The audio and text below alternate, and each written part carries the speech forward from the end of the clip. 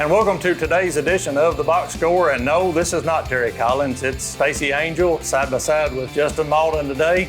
Kind of a backup crew, so to speak. And as we'd like to try to bring you some basketball scores and upcoming games. But Justin, looking at district play, it's winding down, getting close to time for district tournament action to start. Man, we're planning ahead and we're looking ahead and forging ahead. Still got some very key pivotal games that we're going to talk about here in a moment that really matter. We've got some districts that are still wide open. I noticed that this is actually episode number 26 on the year for us. We've got half a year's worth of shows going all the way back to the football season, and I'm glad to be on here, join the crew today, and appreciate what you and Terry do for us each week.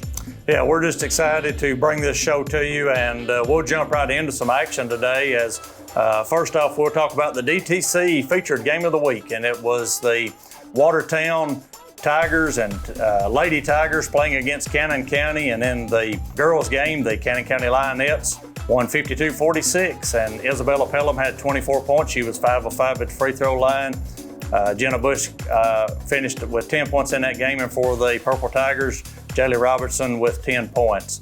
In the boys' game, Cannon County swept the season doubleheader by a score of 59-46.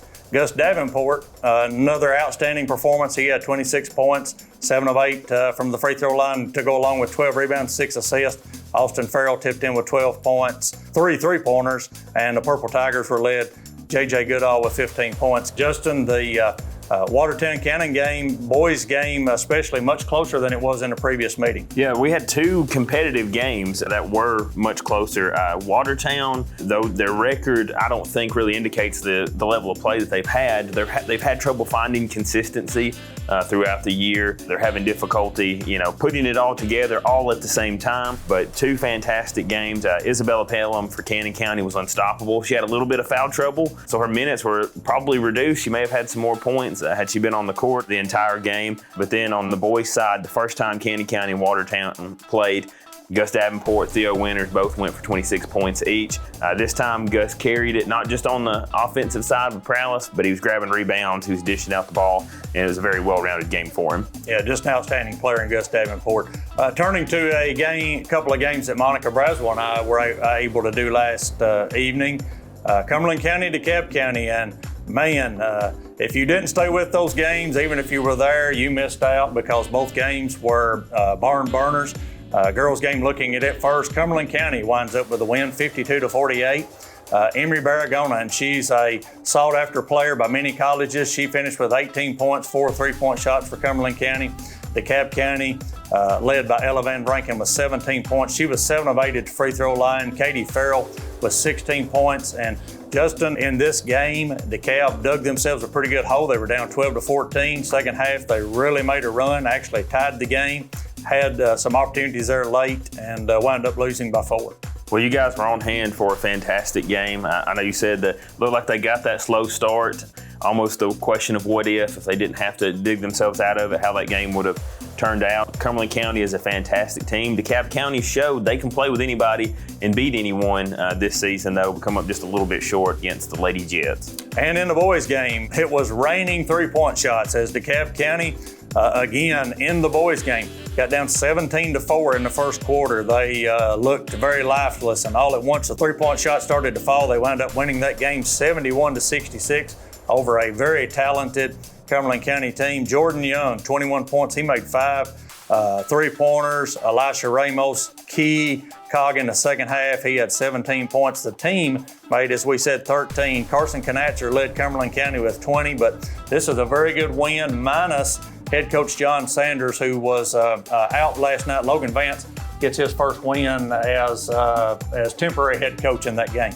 Yeah, I jokingly sent a message to Logan Vance, or Moose, as we all like to call him, letting him know that he now had a higher winning percentage than Coach John Sanders did with his 1-0 record. But no, he did a very good job filling in, him and Seth Hackett on the bench last night. And I've got to just point this out, and everybody will be able to see it on our broadcast here.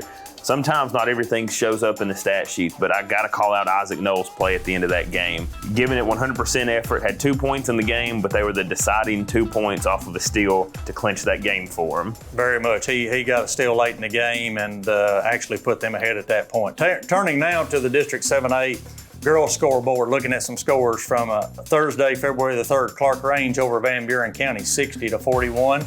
Clay County in a pivotal contest over Pickett County, 64-47. And Red Bull and Springs with an out-of-district contest on Saturday, February the 5th. Red Bull and Springs 62, Monroe County 52. The Clay Pickett game really solidified their spot in 7A, Justin. Yeah, and we'll see here in just a moment. We got the final standings for 7A. As a result, those are the last few games for district play. The next games that we're going to look at were actually all non-district games, so highly competitive district there. 4 top 10 teams in the state in that district. So it's going to be really exciting to see what happens as we head into tournament time here. Looking at more on the District 7A girls scoreboard, the Sonic of Carthage scoreboard. Thursday, February 8th, Van Buren County 54, Gornsville 18. Westmoreland 59, Red Bull and Springs 44. Coffee County at Pickett County was canceled, and Clay County with a big win over Jackson County 60-33. Now we'll take a look at the girls' standings, and as Justin said, we've got the final standings. Clay County sitting there at the top, 7-1 in district play. Pickett County in second place, 6-2. Red Bull and Springs 4-4. Clark Range 3-5, and Gornsville that finishes 0-8 in the district, but as you're looking around, just some really good basketball teams. Should be an exciting district tournament for the girls later on at Livingston Academy. This is a lot of quality basketball put into a very small district. Gordonsville and Clark Range are going to open up the tournament. We'll talk about that a little bit. Of note, when you see this, though, there's the very real possibility a top 10 team from this district, if there's an upset, may not even make the region tournament. Yep, very true, very true. Now we'll turn our attention to boys basketball, the District 7A boys scoreboard from Thursday, February 3rd. Van Buren County 54, Clark Range 43. Clay County on Friday night in the rematch. They had their way very easily over with Pickett County and Bradshaw. This time much closer affair, but Clay County with the win 46-43. Red Bull and Springs over Monroe County 54-52. Looking at more boys scores. Gornsville with the win over Van Buren County 68-59. Westmoreland in an out-of-district contest wins 41-31 over Red Bull and Springs. Coffee at Pickett County was canceled. And Jackson County with a big win over Clay County 63-54. Jackson County, a team to look out for in AA region 6 or District 6 AA, will play that region coming up or play that district coming up.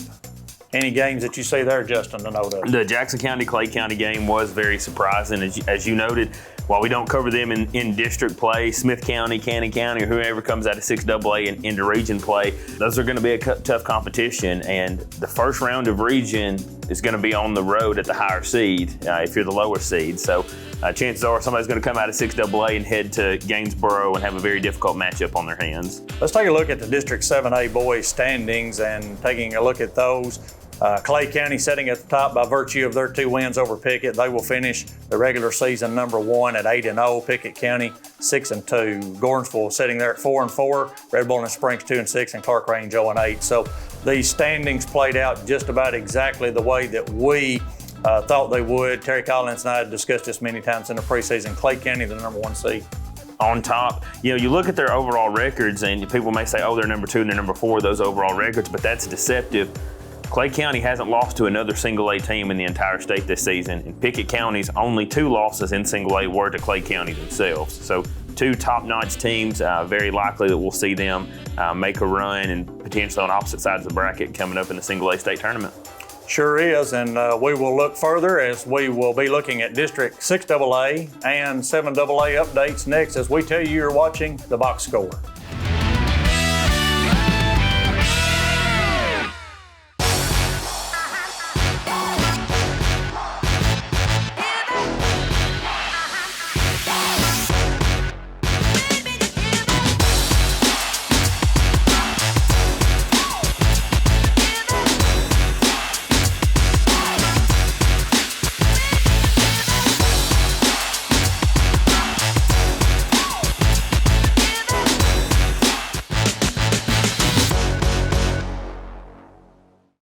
What is UC EMC Strong? It's local people. It's local power. Delivering safe, reliable electricity to homes and businesses in the Upper Cumberland is our mission. Getting you back in the game with no time out is our goal. It's been a tough season. Our community has met many challenges, but we're emerging stronger than ever because we're on your team. Upper Cumberland Electric Membership Corporation. We're in this together. How do you know you're in a community, not just a town? Well, strangers smile as they walk by. They refill your coffee without you asking. And when you ask directions, people offer to walk you there. Communities give more. The way you know when you walk into First Bank that you are in a real community bank. Great products, direct access to your local bankers, and relationships that can last a lifetime. Don't just have an account. Have a community with First Bank. Member FDIC. Nearstar Middle Tennessee Mines in Gordonsville is hiring. We have open positions for maintenance technicians, maintenance trainer, electricians, entry-level miners, mill operators, mill technicians, infill drillers, and other amazing opportunities. We offer competitive wages, excellent benefits, PTO, holiday pay, exceptional 401k, and much more. Make the most of your future and your career. Join the excellent team at Nearstar Middle Tennessee Mines in Gordonsville. Liberty State Bank's debit MasterCards are now available with the names and mascots of our local schools printed right on the front of your card. With every non-PIN transaction, Liberty State Bank will donate 5 cents to the school system on your card. It's easy to show your school spirit and raise some extra money for your school at the same time. Show your school pride. Liberty State Bank, a branch of Citizens Bank of Lafayette. Equal housing lender, member FDIC. Neighbors help each other. It's how community works. And it's how we do business at DTC. You can count on us for internet, TV, and phone, backed by local support. Get more from your internet. Get a $50 bill credit when you add or upgrade your internet service with us. This is a limited time offer, so don't delay. DTC. We're working hard to be a good neighbor.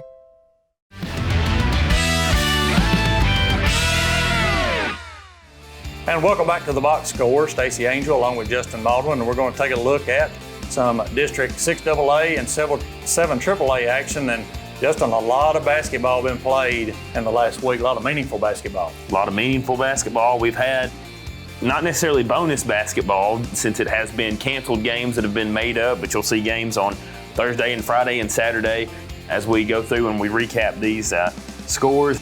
But a lot of basketball, a lot of people making their push, trying to finish strong as we head into postseason play. Right, let's take a look at the Sonic of Carthage girls scoreboard for District 6AA. Westmoreland with a big win on Friday, February the 4th, 50-34 over Smith County. That's a game that Smith County actually had tied or close right before halftime. Westmoreland with a couple of second half runs, they come out with a win. They'll be the regular season number 1 seed. Cannon County in a close one, DTC game of the week, 52-46 over Watertown.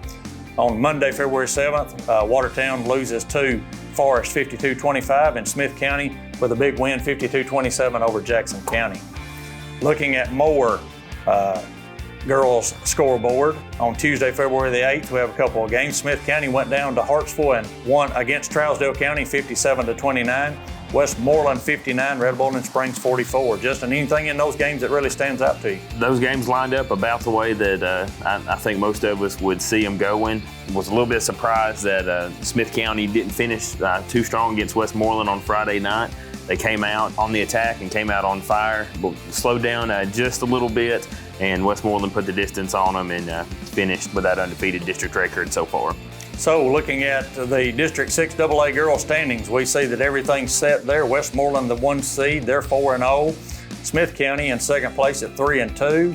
And Cannon County will be 2-3. Watertown sitting at 0-4 there currently. So the 1 seed and 4 seed will play. We'll talk about that in just a little bit. And then the 2-3 will play in those opening round games. And Justin, you and I discussed it some earlier. Really, you're down to 1 win can get you in the district championship. Yeah, when coming into postseason play, the way that I view it, especially in a 4-team district, everybody's 0-0. The record's reset, and you're into region play automatically. You don't want to hit that road game, so you want to win that semifinal of the district. But everybody's in the semifinals. Everybody's a top 4 team, and we'll see maybe that we can get some upset. The team may have only won 1 or 2 games in the regular season in the district. Could still be crowned the district champion. That's right. You get to start all over. Turning our attention to District 6AA boys scoreboard, looking from Friday, February the 4th. Smith County with a win, 51-37 over Westmoreland. DTC game that we discussed, Cannon County 59, Watertown 46. Monday, February the 7th, Watertown 66, Forest 52. And Smith County with a huge win, possible region matchup against the Jackson County Blue Devils, Smith County 63, Jackson County 59. Jackson County also another ranked team in the Tennessee Associated Press poll this week. Them and York, both out of that district, are going to be very, very tough opposition. Smith County goes in there, wins on the road. What was interesting is they played them at home in Smith County this year. The road team won both of those. This one was a little bit closer than that first matchup. But again, they go into Gainesboro and face a tough team and come out with a W.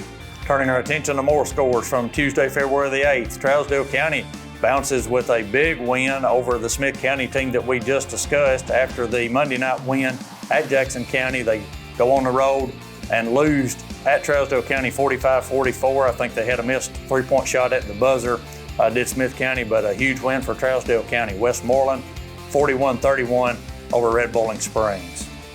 Smith County handled Trousdale County pretty well during their first matchup of the season, but that was right as the season began. Trousdale County still playing football, had a lot of their boys playing football, so this time around the size and the strength and the length of Trousdale County was just a little bit too much for Smith County. As you said, they had a missed 3-pointer. Trousdale County got the ball at the end, and I think it was 2.1 seconds somewhere in there, and Smith County attempted to foul, but they still had 2 fouls to give. Turning our attention to District 6AA boys standings, we can see that we're set there also. Smith County will be the number 1 seed as they finish the regular season.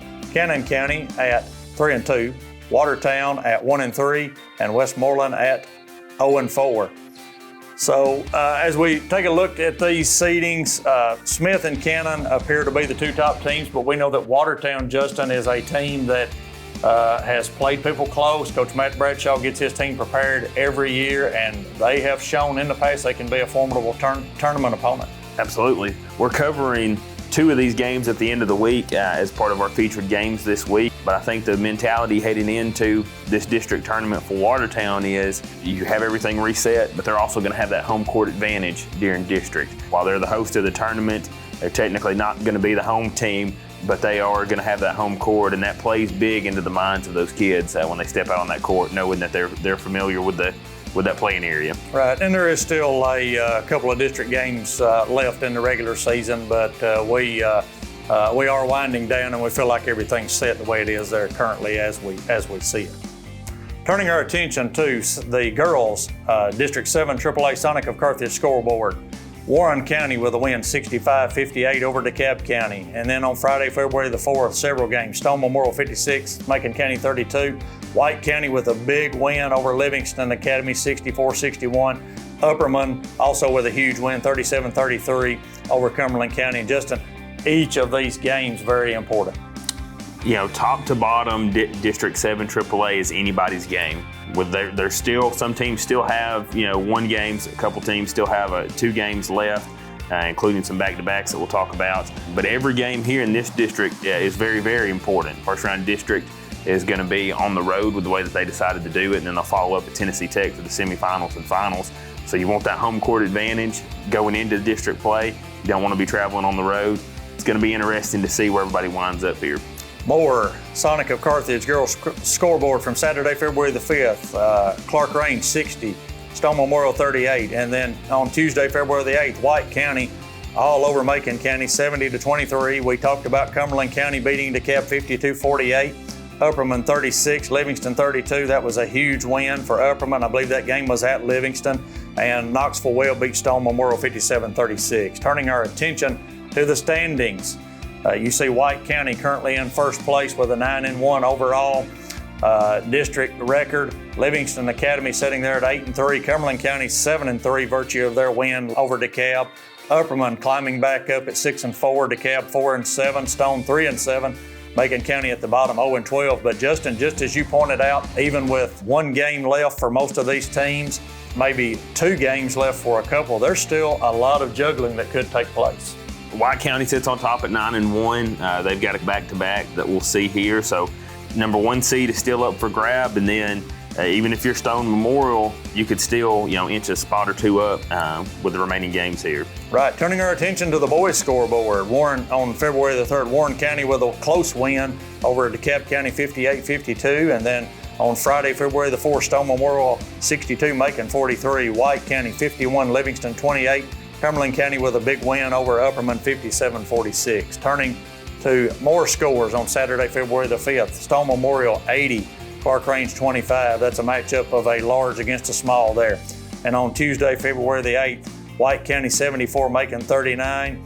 DeKalb County with a huge win at home, 71-66 over Cumberland County. And Upperman continues to improve and move up as they win 41-31 against Livingston Academy. Valiant effort by Clark Range. I know they're under first-year head coach Jermaine McIlvain there. I know he's excited to be there, and they've made strides and made improvement. Little outgunned, as you said, on size there. But this district, when we look here in a moment, probably the most wide open that I've seen in a while. Right. So looking at the boys' district standings, when I look at this, I'm just like you. I think that any team, top to bottom, could have a shot maybe to win some games in the district tournament. Stone Memorial currently sitting at the top with an 8-2 record. Cumberland County 7-3, White County 6-4, Livingston 6-5, and then we have Upperman there at 5-5. DeKalb 5-6, big win for them last night. Macon still at 0-12 in the district. A lot of meaningful basketball left, not only to be played in just these last game or 2 of the regular season, but the district tournament coming up. Yeah, this is crunch time. This is when it matters the most. When we look at these district standings, again, everything 1 to 6 is wide open. DeKalb County can finish 6th. DeKalb County can finish 3rd, depending upon how things play out, and that could be pivotal to them if they're able to be successful in their game coming up this week and have some things fall their way to get that home matchup in Smithville. We're going to turn our attention to the Watertown High School boys and girls basketball, as we'll have, after this break, an interview with Coach Jeff Keller as we remind you that you're watching the Box Score.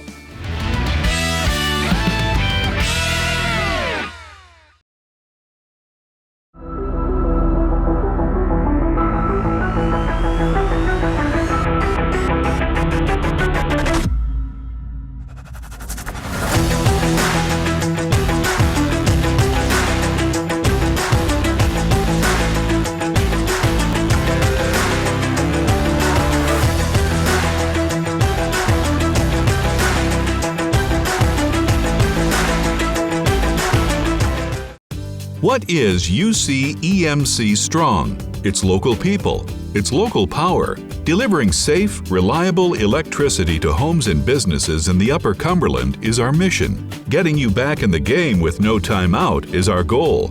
It's been a tough season. Our community has met many challenges, but we're emerging stronger than ever because we're on your team. Upper Cumberland Electric Membership Corporation. We're in this together. How do you know you're in a community, not just a town? Well, strangers smile as they walk by. They refill your coffee without you asking. And when you ask directions, people offer to walk you there. Communities give more. The way you know when you walk into First Bank that you are in a real community bank. Great products, direct access to your local bankers, and relationships that can last a lifetime. Don't just have an account. Have a community with First Bank. Member FDIC.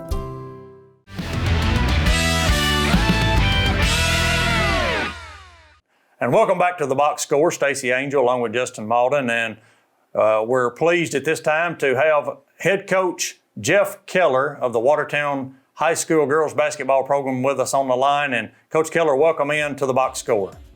I appreciate you guys having me, taking the time to let me share things about our program. Coach, I was in a little bit of a similar situation to you one year. I was out of coaching. Actually working in a different industry altogether, and I got a call from the director of schools with 2 weeks to go in the high school basketball regular season, and he asked me if I would come and be the head coach and finish up the season at my alma mater, Smith County High School.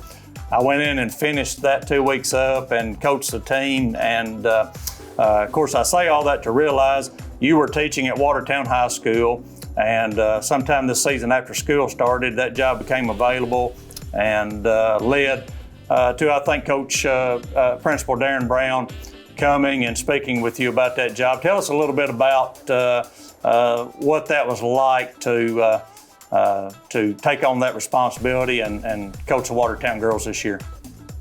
Well, initially, I was actually, for this coming season here, I was going to work with Coach Bradshaw. And, we had worked in the summer together, and, obviously it started in the fall working with the boys team. And then things changed, and, it was a surprise. And it was just that position, the girls' position came open, and Mr. Brown, asked me if I would be interested in it, and asked me if I would, and then would take it. And, the thing was, I didn't even know any of the girls except for one. I knew one of the players, and that was because she had been in one of my classes last year. So it was basically, I think it was maybe the Thursday or the Friday before school started, before regular season practice could start. So the first thing was just learning their names, and that was the first, just trying to make sure I understood that, and just trying to establish some type of relationship with them where we just got to know each other. That was the biggest thing at first. And and the thing was I wasn't even familiar with what they had done in the past, as far as things they had done offensively, things they had done defensively, and they certainly weren't familiar with me. So it was a learning curve on not just my end, but it was on their end as well. And so that's kind of where things started. And and I guess we're about 3 months later now, we are where we are. So it's been a great bunch to work with. They've got you couldn't ask for a bunch of kids to work harder than they do, and just be a great group to be around, good kids that you enjoy being around. And so that's made it enjoyable along the way. Coach, I know that just looking at the scores that your team has, it seems, improved throughout the season. That's a testament to your staff and also your players. I know that the numbers were down when you took the program, and I think maybe you were able to have tryouts. How many players do you currently have on your roster? We have 16 right now. We have 16, and so I'm not sure exactly how many they had initially, but we have 16 now, and they've, like I said, they've done a great job of working, and so it's, like I said, it's been a pleasant experience. Coach, you've got a very young team with only 3 upperclassmen, I believe, on the roster currently. What kind of growth and improvement have you seen out of this young team so far this season? A lot. That's the biggest thing is first of all, it's, I'll say this about our senior, the one senior we got, Allie Tunks, is that she's been a great, steady hand for us and kind of helped show the work ethic that's needed, and the poise that you need on the floor during a game, and she's helped provide that. And as far as the young kids, they have done a really good job of just learning and just soaking in things and trying to learn, trying to get better. And that's one of the things that they've done. There's always going to be ups and downs when you have a young group. First of all, you're having to learn a whole new system. Secondly, you've got to, the speed of the game is going to be a lot different than a lot of them have ever faced. Some coming from middle school, obviously, some that maybe didn't even get to play much last year. And so learning a new system, learning a new speed of the game, all that is a big change for them, and you can see the growth of these kids over the course of time, where there's things that they could not do before that they can do now, as an individual and as a team, and that's been exciting to see. But a lot of that goes back to the fact that these kids have constantly are wanting to learn, to grow, to get better as individuals and as a team. And I think one of the most exciting things for me to see is that they pull for each other. There's no hidden agendas. They're all, wanting each other to do well so that the team will do well. Coach, I know that you've had the opportunity to coach at really all levels. I believe you spent about 5 or 6 seasons at Alabama Huntsville, and then I know that you were the varsity coach at Wilson Central High School on some larger population, bigger stages, and now at Watertown, which is a super nice small community school. Talk about the difference there, coaching maybe in larger settings versus now being at Watertown. Obviously, I'd say that it's, I don't know how much difference I would say that there is as far as like the kids are, like I said, very easy to work with. And I've been very fortunate over the years to have worked with, great kids at the collegiate level and at Wilson Central and here. And the environment here is fantastic. It's a very disciplined environment. That kids want to make sure that they're doing the right thing and understand that. And it's not to say that those other places that didn't exist, but it's just, it's just very, everybody understands what they're supposed to do, and they do it. And that it makes it an enjoyable environment. And, that just goes on from the teaching front and the coaching front. District tournament play just right around the corner. Of course, I know this is your first year in what is now District 6AA, only a 4-team district. How do you as a coach approach knowing you're automatically in the region and that you could win one game and be in the district championship? Are you all approaching things any differently, or are you just still trying to grow as a team? We're just the way we've approached it was from day one. It's like you want to be playing your best basketball as you get to the district tournament, and so for us, it'll be a continual process of just trying to develop and develop as an individual, develop as a team, and just where you're trying to put your best product on the floor as you get into district tournament play, into regional tournament play, and just be playing your best basketball at that time. So for us, it's being smart. I mean, you don't want to run your team into the ground, and you got to be smart about how much you do, and when you take some time off. But at the same time, you still need to be getting better, and that's been our approach is just being smart, but at the same time, while we're out there, we're looking to continually improve and get better individually and as a team. You were a student assistant under Don Meyer at Lipscomb. Have you incorporated any of his teachings or styles or anything into your coaching philosophy today? Oh yeah, I mean, I don't think there's any way you couldn't. I wouldn't be very smart if I didn't. There's a number of things. I mean, a lot of it is just the teaching style from just trying to keep things very simple, where the kids understand exactly what you want. And but at the same time, that the fundamentals of the game really being focused, trying to really be focused in on that, and your work ethic, just constantly trying to master the fundamentals of the game. I think just those things right there, especially for this group, those are things that he would constantly emphasize, and and you really understand, when you were there at that time when you were young, you didn't understand exactly the importance of all that. But as you get out into when you started coaching your own teams, you really understand how important that type of stuff is. So that would be probably one of the biggest things I would say that I've taken from him. Well, Coach, we appreciate so much you taking the time to join us this afternoon, and I know that the people at Watertown High School are very glad to have you, pleased with the job that you are doing. I think Principal Brown is maybe helping you some also. But we wish you continued progress and success as the district tournament comes up, and hopefully for even years forward. Well, I appreciate it, and appreciate you guys having me on today.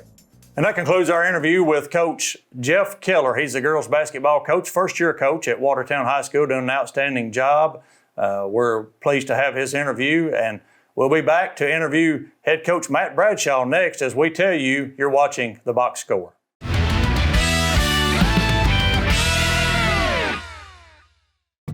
Near Star Middle Tennessee Mines in Gordonsville is hiring. We have open positions for maintenance technicians, maintenance trainer, electricians, entry-level miners, mill operators, mill technicians, infill drillers, and other amazing opportunities. We offer competitive wages, excellent benefits, PTO, holiday pay, exceptional 401k, and much more. Make the most of your future and your career. Join the excellent team at Near Star Middle Tennessee Mines in Gordonsville. Here's normal internet speed. Here's the gig difference. Average speed, gig. Not enough speed, gig speed. With gig internet from DTC, everything's different. Video streaming is a breeze. Music and photos fly. And gaming gets real with no data limits. That's the gig difference. Call or visit DTC online and get your gig today. With Liberty State Bank's Card Cash program, you can earn cash back every time you use your Liberty State Bank debit card. Make your dollars stretch further with Card Cash from Liberty State Bank. Card Cash is absolutely free to sign up for, so stop by Liberty State Bank today for details. Terms and conditions apply. Liberty State Bank, a branch of Citizens Bank of Lafayette. Equal housing lender, member FDIC.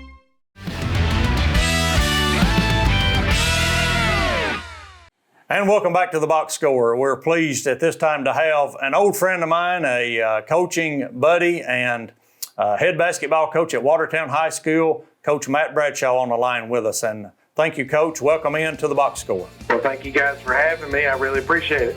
Coach, you and I go back a little bit.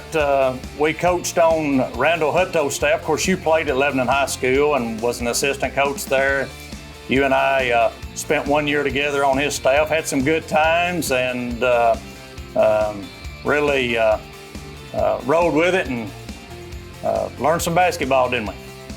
Yep, that's been a long time ago, like 23, 24 years. I think it's been that long almost. I think that's about how long I've been in it. And I remember when you were there, and I had almost graduated college when I think the first year you were there, and we had a good time. And it's been an eventful and joyous ride for the last 20 plus years. But meet good people, enjoy working with good people. I think that's part of the fun and the camaraderie of coaching, is getting to meet and work with different other people that are, like-minded and enjoy working together, establishing friendships. So I've been real blessed as far as just the people I worked with at Lebanon and people I've had on staff with me, and people assistants that have gone on and done with other jobs, and it's just been I've been blessed. I also coached at Watertown High School, you know that, and of course you've been there now since 2010, and I'm just really impressed with the job that you and your staff and your players have been able to do at Watertown High School. You and I know that it's a small community school, and Coach, you've done some really good things there, had some good teams, and just really been impressed to see what's taking place at Watertown High School in regards to boys basketball. Well, thank you. I really appreciate it. It's something that we're proud of. I mean, it's a challenge that's different that I think that you do at the bigger schools. I think something that's looking back on it, after you mentioned how long I've been coaching, how long I've been here, it's something you look back on that I think at the time you don't appreciate, but you appreciate how challenging it is as a coach to make you do things probably under normal circumstances you probably wouldn't do. It makes you get out of your comfort zone if you want your kids to be successful. And I think that's the thing that we strive to push our kids to be successful. We strive to work at being better, and I think it's my job to put them in the best possible spot that I can as a coach. As long as they're working hard for me and getting the best, I owe it to them to do that. So we've had a great relationship as far as players and coaches are trying to do that, and just the different things that we've done over the course of the years from the different offenses, different defenses, but we've been blessed while I've been here to have great kids, great young men. Even this year I got 2 former players from here at Watertown that have been helping me this year, and it's been nice to have them with me and help. And so I enjoy working here. It's a great school. It's a great administration to work for, and so again, it's been a good blessing for me, and I enjoy teaching and coaching here, and look forward to as many years as they'll have me stay here. This season, Coach, the TSSAA added a 4th class, and so that kind of mixed things up a little bit during that reclassification cycle. You guys went from 8AA, and now you're into 6AA, so you're in a small but a talented district this season. How important do you think district play is now that you've only got 3 other teams? How much more important are those district games in and out each week? I'm probably not going to give you the answer you're expecting. Not very. I think it diminishes district play tremendously. We went from being in the hardest district to, we could win one game and play for the district championship. I'm just being serious. We could upset somebody if we play our game up. We could upset Cannon County and play Smith County for the district championship next Tuesday. It's pretty. It's reduced it dramatically. You couldn't say that for 8AA. Shoot, I'd have a better shot at going and winning Powerball this weekend than I would finishing in the 4 seed or finishing in the 8 hole and getting to play for the district championship in 8AA. It's a completely different, monster, completely different attitude. I think it's something that. As a coach, I've had to adjust to. My teams have had to adjust to a little bit this year, and there's a lot of things that we'll do different next year. That has been an adjustment period for me. Some of that's been my team and maybe graduation and things like that, but it's also been just, Tuesday night district games, in 8AA, they're just as important as Friday night district games, and having that mentality that I think you leave that grind in 8AA, and now this is kind of like, oh, we're going to play 6 district games. It's definitely different. Yeah, Coach, I know that you talked about the district tournament kind of leading there, and I know that by your expectations that your team has been down just a little bit this year, and I know that you also realize that, like you said, you're 1 win away from playing for the district championship automatically in the region, and the tournament being scheduled at Watertown High School, they've done an outstanding job in years past holding that event, but as you look at your team,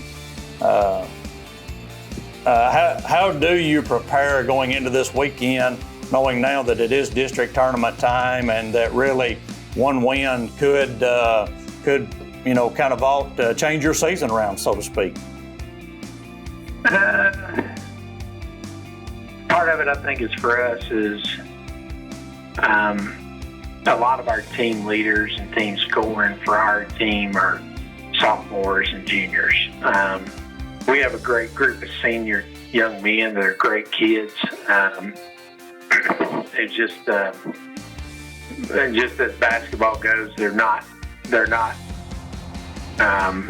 main cogs on our team. Doesn't mean they're not cogs. They're just not. It's just been different this year. So the stress and the difference for us, I think, is the more reps and practice we get, the more floor time that we can get on the floor in game situations for our team has really been beneficial. I've seen a major improvement from our guys, especially in the last probably 3 weeks, as far as some of the things we work on, some of the things that we've been talking about, some of the things we talked about in film. For a couple of our guys, especially for our sophomores, you start to click a little bit, and I can see it on film. I can see it in stat sheets. I can see it in the stat line. We've won a couple games here last couple of weeks that I'm like, okay, there we go. And then we played better against the other night at Cannon. I had 4 or 5 starters with 2 fouls, and they shot 17 free throws in the first half to my 1. We're down 4 at halftime, and I'm going, okay, but we manage right now to just go through a lull where we just struggle to score. And I think for us right now, if we can get over that hump, I think we could surprise some people. I think my kids do a good job of playing hard. I think they want to play. They're getting after it. I'm encouraged as far as what we look like moving forward. But I've really been proud of this group, how they've kind of stuck it out. And, they've continued to push, and they've continued to want to get better every day. Well, I know that's a trademark of... I will say this. In both spots, there's been groups here at Watertown we've won 9, 10 ball games. At Friendship, I've won groups at 9 or 10 ball games. I think the thing that's probably made us different over the years is we don't have very many of those. So people can catch us when they want to right now, and we'll take our thumpings, and if it comes, we'll lose. But I think the thing that's been prideful for us in our program is we don't have very many of those years. So, and I think these young men understand that, and I think they're learning. And that's what I see as a coach that excites me as far as the type of people and the young men we have at Watertown. Yeah, there's no doubt about that. And I was just about to say it's a trademark of your teams to always show improvement, play hard, do things the right way. And I know that the people of Watertown appreciate you for that and the program that you've built there, Coach. And we wish you the best of luck going forward, not only in this season, but in the years to come. It's always a pleasure to catch up with you and to watch your teams play, and I look forward to that again in the future. But we'd like to thank you very much for your time today, Coach. Thanks, guys. Y'all have a great rest of the day. That concludes our interview with head coach Matt Bradshaw. He's a boys basketball coach at Watertown High School as he and his team are gearing up for District 6 AA play just around the corner. Coach Bradshaw always done a good job there at Watertown High School. We're thankful to have him on for an interview. We'll be back with some upcoming games as we remind you you're watching The Box Score.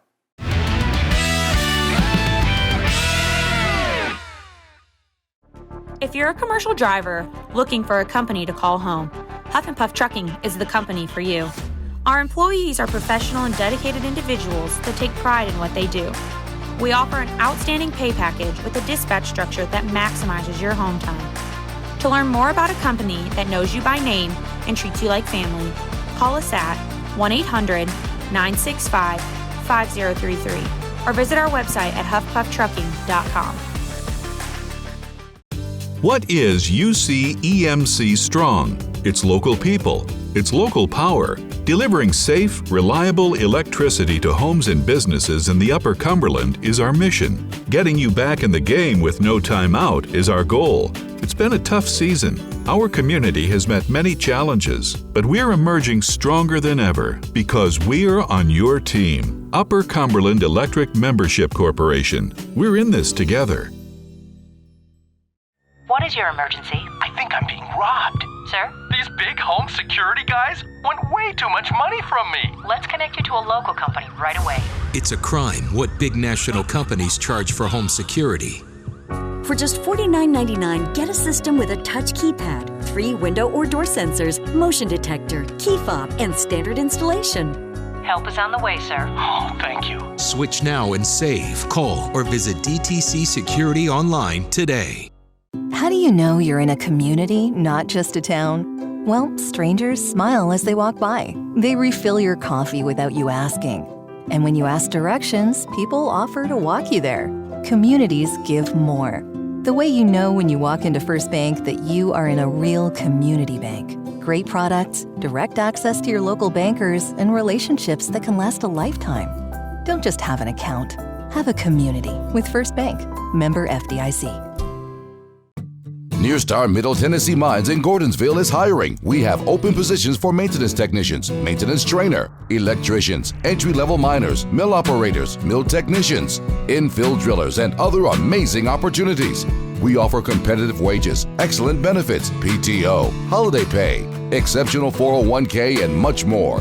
Make the most of your future and your career. Join the excellent team at Nearstar Middle Tennessee Mines in Gordonsville. Liberty State Bank's debit MasterCards are now available with the names and mascots of our local schools printed right on the front of your card. With every non-PIN transaction, Liberty State Bank will donate 5 cents to the school system on your card. It's easy to show your school spirit and raise some extra money for your school at the same time. Show your school pride. Liberty State Bank, a branch of Citizens Bank of Lafayette. Equal housing lender, member FDIC.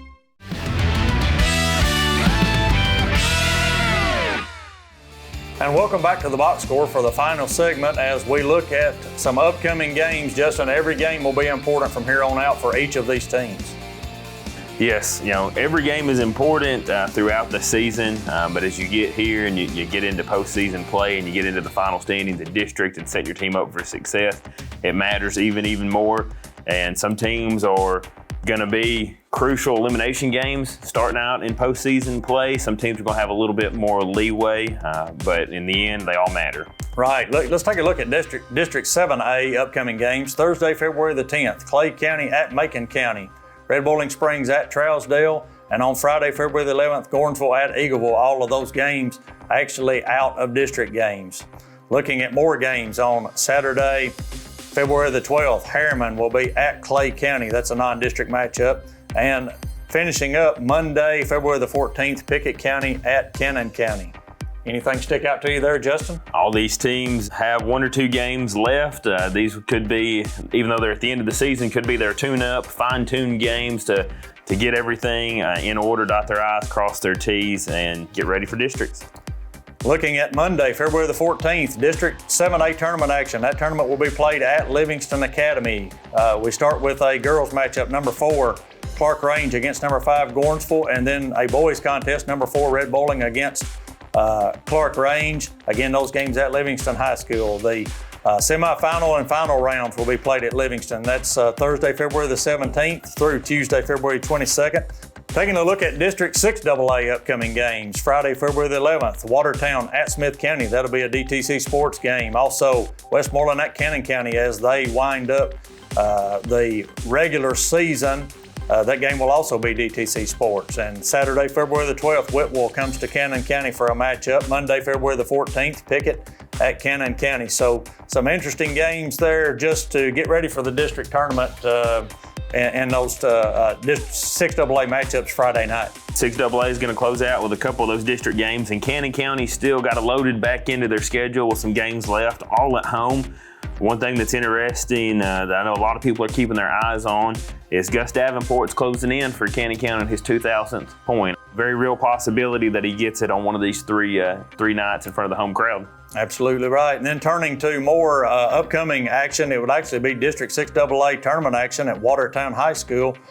You can see there Friday, February the 18th, you have a girls semifinal. Saturday, the 19th, boys semifinals. Each of those will be 6 and 7:30 start times. Monday, February 21st, girls consolation and championship. Tuesday, February 22nd, boys consolation and championship.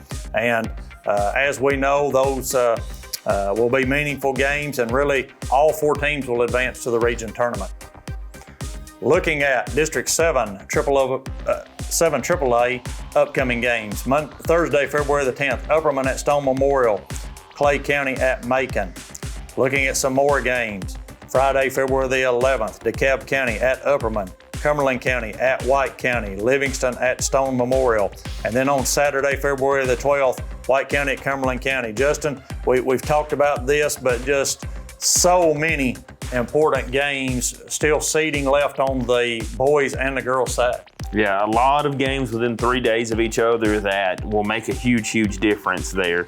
Cumberland County, White County, through having to cancel and then reschedule, are actually going to play what I would consider a home and home on Friday night. They'll be playing in White County and Sparta, and then they're going to turn around and play in Crossville at Cumberland County on Saturday.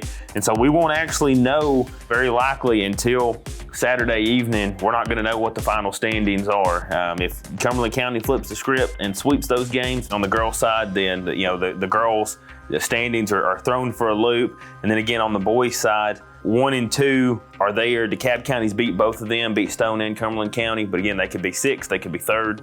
We're in for a treat as we end this season. And it's really been a roller coaster ride. If you look at 7 AAA boys especially, they've had games. I know that Cumberland County has split with DeKalb, and there have been many other instances just like that where the home teams won, road teams won, didn't really matter. It's just kind of been a roller coaster. So that's going to make for very exciting play as we take a look at the District 7 AA tournament, at least just kind of throwing some dates out there for you to keep in mind. Of course, you can always check back with us for the updated most current schedules. But Tuesday, February the 15th, the girls' first round will be at the higher seed. Wednesday, February 16th, boys' first round at higher seed. And Justin, that's very critical sometime in these games to be playing at home. And unfortunately, we can't list who's going to be playing what because we don't know with all the games left. But yeah, Tennessee Tech will be the host after that. But that first round game, having it in your house, in front of your home crowd, in your atmosphere, in a setting that you can control, you can't replace it. And so it's going to be very important for these teams to finish strong and to be able to host that first round game. Always nice to be able to go play at Tennessee Tech. I know that those high school students enjoy that. I got to play there a long time ago. We won't say how long, but that action will be moved to Tennessee Tech beginning Friday, February the 18th. Turning our attention now to our DTC Games of the Week. We actually have 2 games this week. As the first one, Westmoreland at Cannon County in a District 6 AA matchup, high school basketball. That's on Friday, February the 11th, and the replay dates are there as you can see those, Wednesday, February the 16th, 17th, 18th, and on the 20th. Our second game of the week, Watertown at Smith County. That game also on Friday, February the 11th, and should be some outstanding basketball as we wind up this regular season. Yeah, we're looking forward to it. We're running multiple crews for the evening. Cannon County had a game earlier in the season. We've been dealing with weather and rescheduling and COVID and different things. And so they had a game that got pushed back, and we want to make sure we're covering all of our schools. We didn't want them to miss a game. So we got some extra people together to get some crews to get out here, and we're going to run 2 crews and just give you double the action that night. It's going to be an exciting time. We ask you to stay with us. We thank our fine sponsors for helping us provide this show and this information to you, the public. We thank you for watching, and we would ask you to tune in with us next time. As for Justin Mauldin, I'm Stacy Angel, and you've been watching The Box Score.